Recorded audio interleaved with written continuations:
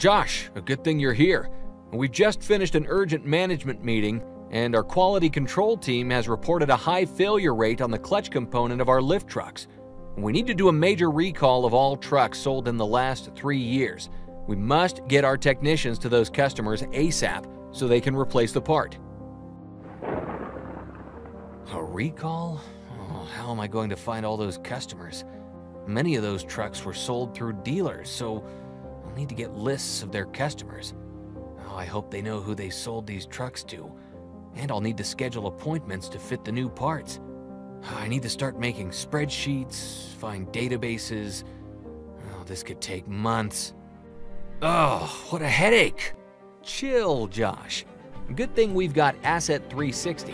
And with its new product service campaign feature, recalls don't have to be a nightmare.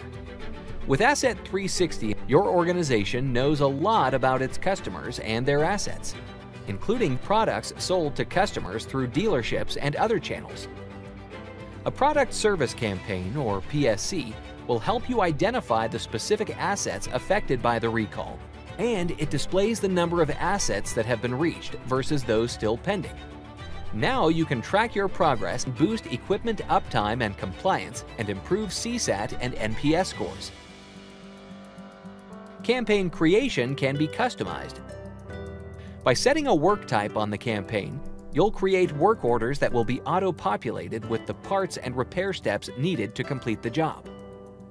Once your campaign is set up, you'll be able to define sophisticated search criteria, including a range of serial numbers and geographical regions, to identify the affected assets.